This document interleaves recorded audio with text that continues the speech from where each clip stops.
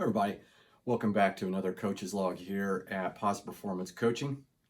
Actually, not so much a coach's log this time, but we're going to talk about workouts again. So I promised that we were going to have multiple discussions on workouts, and the way I'm trying to plan these is to coincide with the different phases of training.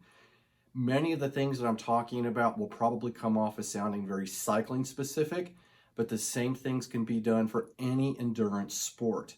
So the big thing that I wanted to talk about today is a topic that comes up frequently with the folks that I coach. And they'll often tell me I'll ask, what's that one thing that you think you need to work on this off season? And it comes up frequently as endurance. And I think that there's this misnomer that's been set either from books, magazines, other videos, what have you, that endurance is a type of workout. Endurance as an endurance sport is something that we're working on at all levels. Whether you're starting here at recovery or you're going all the way up here to super high intensity, maximal efforts, time to exhaustion work, VO2 max, all of it plays a role in improving endurance. I think let's take another step back here. And let's define endurance. And I love dictionary.com more so than Webster's. I think they simplify things. They always seem to have the right thing I'm looking for. And in this particular case, they define it as the ability or strength to continue or last, especially despite fatigue, stress, or other adverse conditions. I think that if you were to take that definition, it might do you well for some of the hardest, most grueling races or rides or runs or swims of your life. The ones that are most memorable are usually not the ones that go well. It's the ones in really poor weather or super hot, super cold, what have you. And the other thing too to take away from this is that when we are talking about endurance, as I've already said here, it's not one thing, it's multifactorial. And when we look at the scope of endurance, we already talked about training factors. I will put a link here shortly in this video where you will see a link back to the training factors webinar, and you can go to that to learn more. But there are a handful of training factors that are very specific to the improvement of endurance. That is cardiovascular endurance, muscular endurance, aerobic and anaerobic endurance. So every one of those has a part to play in your development as an endurance athlete. But in the beginning of the off season, whether it's the preparation phase or the base phase as you're building the foundation for more work, you start to think about, well, which one of these factors should I be working on early in the season? I hope that's how you're thinking, because you should be. And what I would say about this is that when you're early in the season and you take a look at this, I'm not telling you that you shouldn't have some intensity, but the focus of intensity is way, way, way, way lower than the easier work. So this time of the year, aerobic endurance and cardiovascular endurance will be the thing that my athletes will be working on the most. And aerobic endurance is exercise of low to high intensity that depends primarily on the aerobic energy generating process. So aerobic is defined as requiring free oxygen and refers to the use of oxygen to adequately meet energy demands during exercise via aerobic metabolism. That's a big, lengthy definition. And yes, I just read that off my script. So when we talk about working on aerobic capacity, you are trying to work in a range of power and heart rate that your body is utilizing oxygen instead of glycogen. So oxygen that's coming into the bloodstream is then using fat stores to actually fuel. It's the substrate that fuels that work. That's why this time of the year is also a wonderful time of the year to be working on the body compositional changes and weight loss. So when we start going into later aspects of base training or the spring type of training that you do just ahead of racing or during racing, and you're anaerobic, that's that much, much higher intensity work that you're doing that cannot really utilize oxygen to its fullest potential, and instead will just tap straight into glycogen. So that's one of the reasons why we want to do that. And traditionally what that looks like, if you need a training set of zones to work from, you would be working between zones 1 and the very top of zone 3, if not the very, very, very bottom, zone 4.1, 4.2.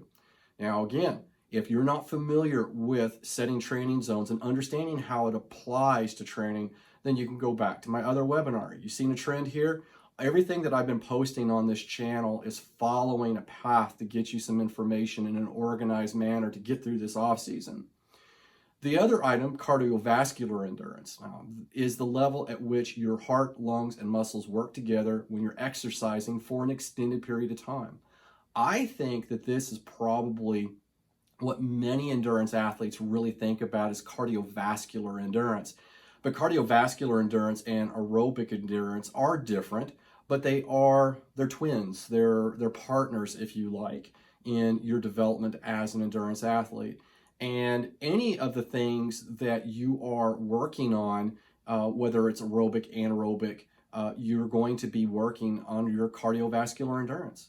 So it doesn't have a span of ease to extreme intensities.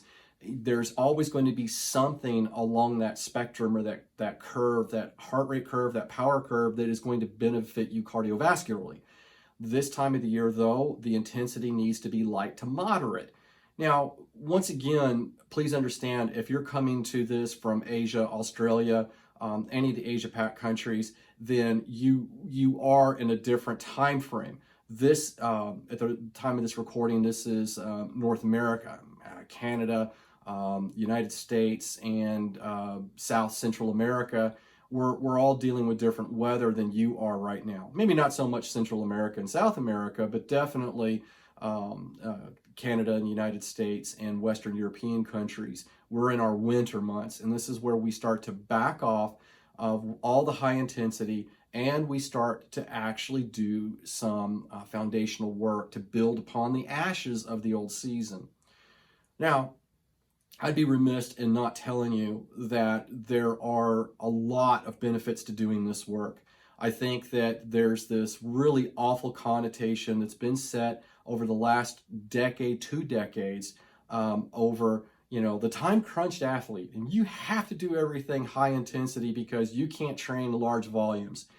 There is a little bit of truth to that. But if you have been training and racing for better part of 5, 8, 10 years, and every winter you're following the same approach that you normally do, maybe you change it up a little bit, but you notice that you're not making the gains that you used to be. I get the question all the time, have I tapped out of my potential genetically, physically, physiology? There's just nothing more to grow on. And the answer to that answer, quite honestly, for most amateurs is no. There's a lot more room. It may not be the big gains that you had when you very first started training, but there are bigger gains to have. So when you've plateaued, long-term plateaus, you've got to rethink your volume and intensity. And this is the time of the year where it really does pay off to cut back on the intensity. So the benefits that really will get you there, and hopefully you'll understand some of this, and it'll start to help you take a look at this past season or past seasons and go, oh man, this is where I was missing out. So some of those benefits that are aimed at cardiovascular and aerobic endurance are increased blood plasma volume, decreased resting heart rate, increased heart stroke volume, increased cardiac output, which is very similar to stroke volume, better blood flow and distribution of blood, lowered blood pressure, increased absorption of oxygen, improved fatigue resistance. And that's not just resistance of cardiorespiratory, but it's also muscle fitness or muscle endurance, as well as mental fatigue. improved VO2 max, lactate threshold, and exercise efficiency. And I'm going to cover that here again in a second. Improve your ability to tolerate higher training loads and higher intensities. And also related to the previous question or the previous benefit, and increased ability to utilize fat stores for energy, helping to spare muscle glycogen. Those last three items, your ability to improve VO2 max, lactate threshold, exercise efficiency, tolerate larger and higher training volumes and higher intensities, and the ability to utilize fat over glycogen, that right there, if you're new to running or cycling or any endurance sport and that you've come to this channel, that right there should be worth your weight in gold. Understanding what this means. So someone, and unrelated to sport, had said, and this was all about networking, professional networking, and it was grow the base of your pyramid and the point of your freedom will go higher. And what they were getting at is the more people that you know, then the more knowledge that you're going to gain will grow higher. So it becomes a pyramid. The same thing happens in training, ladies and gentlemen. If you have been, let's pick on a number, something that's easy to understand. Let's say that weekly over winter training, that the most that you'll ever do is maybe 6-8 hours, bump it to 10.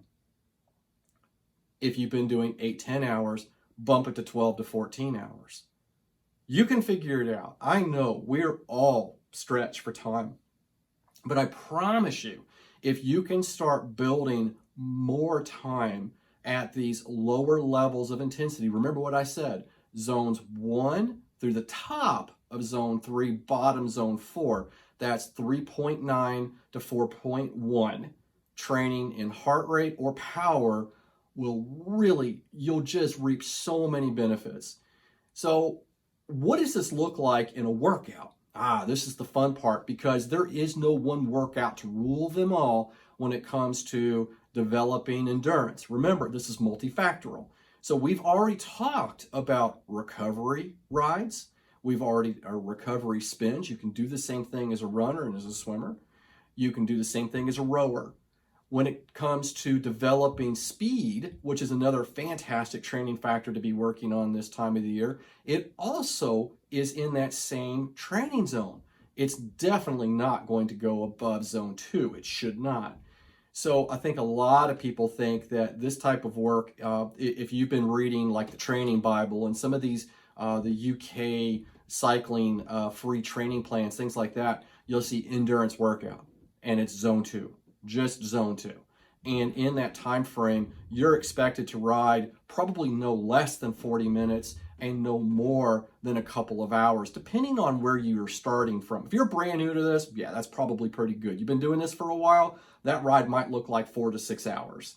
Now, if I were to give you a workout file and it just said zone 2, it would be this blue bar that just goes on and on and on, and you would just fall into that. Well, I've done that. And my athletes have done that. And quite honestly, you can do some of that and get away with it. What does that look like when you're riding or running indoors? I don't know. It's different for everybody. If you're on Zwift, you might pick a relatively flat course because it can be difficult to manage that type of intensity on a hillier course.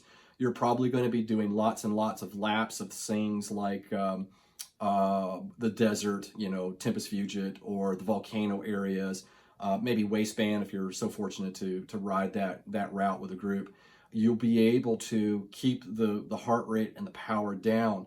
When you're doing it by yourself and you're in Aerobic mode, and if you don't know this, I'm not a big fan of using Aerobic mode, especially in Zwift training. You can go back and watch that video. I have a link there here shortly. It's the number one link. It's the number one watch video on the channel. So when we're looking at all of this content and we're trying to make heads or tails of how we should train, and I just said there is no one workout to rule them all, I gave you a range. So you could, in a given ride, say, I'm only going to ride between zones 2 and a little bit in zone 3. That's perfect. That's absolutely perfect. So what might that look like? If you're a slave to structure this time of the year and you have to have a group of intervals, How I normally would do something like that with my athletes is that you start off 5 to 10 minutes just to get the legs working. I wouldn't ride with a pace partner or a bot or anything like that on Zwift or any other product. And I would just ride by myself and then kind of break the legs loose, get the body warmed up, get used to being on the bike or the treadmill or the rower. And then what I would do is as soon as that 10 minutes was up, I would do a check in with myself. It's like, all right, shoulders feel pretty good, butt feels pretty good if I'm on the bike or on the rower. And if I'm running on the treadmill, feet are feeling pretty good, no tightness in the calves or the quads or the glutes, whatever might plague me. And then I look at that and say, okay, it's time to go. Then I would start to increase the speed or resistance, depending on what it is that I'm working with. And I would start easy and I would pace myself. I'd probably do that for 5 to 10 minutes. And then I would put in 30 seconds to a minute at zone 3. And I would just repeat that. You can build that as a workout. Here's the other thing that you can use to help yourself. When you start taking a look at intensity, you need to think beyond training zones. Now, this is not something that we've talked about, and I'm on the kind of the back burner thinking about how to address this, or if I'm even going to address it with the general public, and that's tracking performance. So when you're looking at performance management charts, and I don't care what product you're using, there's always going to be one that measures things like training intensity for a given workout, for a given week, or a given quarter, as well as the amount of fatigue that has produced, as well as possible fitness scores. When I'm looking at this, and I'm using my Garmin bike computer, I can't speak to any other computers, ladies and gentlemen, it's just the Garmin bike computer, and I'm looking at an intensity score. It's known as IF, or intensity factor.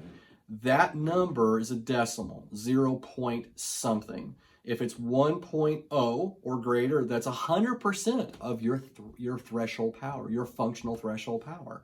So if it's a 0.6, well, guess what? That's 60% of threshold.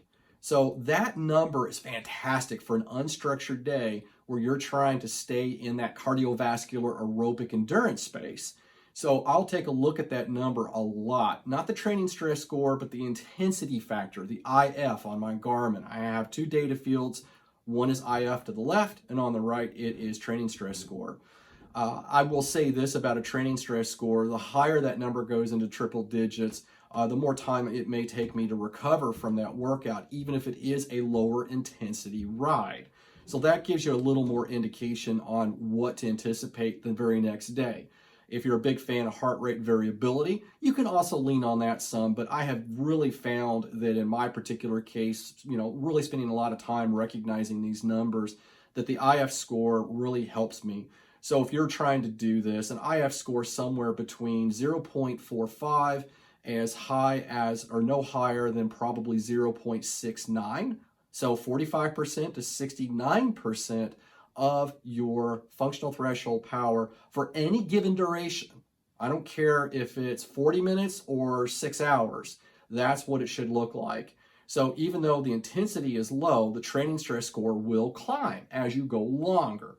So if you're really trying to set yourself up to make sure that every score is 100 points on TSS or greater, then you're going to have to ride at that intensity until you grab that score. So that's it in a nutshell, ladies and gentlemen. I don't have a workout file. I kind of gave one to you. So you've got your boundaries. Remember, you're going to train zone 1 to zone 3, power and or heart rate. And you're going to look at an intensity factor somewhere, IF score, somewhere between 0.45 and 0.69. Training stress score, kind of irrelevant at this point.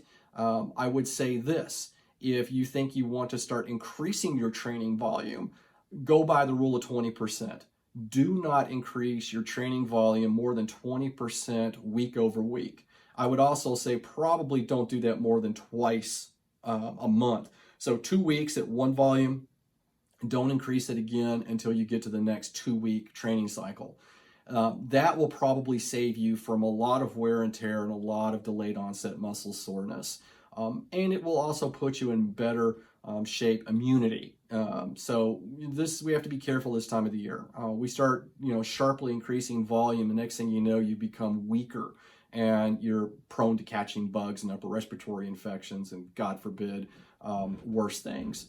Okay, that's all I've got. I hope this was helpful. And as always, remember to share the show with your friends, especially those that are endurance athletes. Couch potatoes need not apply. If you're on the couch and you want to get busy, I can help you. Also, I am looking for a handful of athletes to coach in the new year. I would like to see 3 or 4 new people added to the roster this year. So if you are interested in hiring a coach, let me know. I will make you a deal.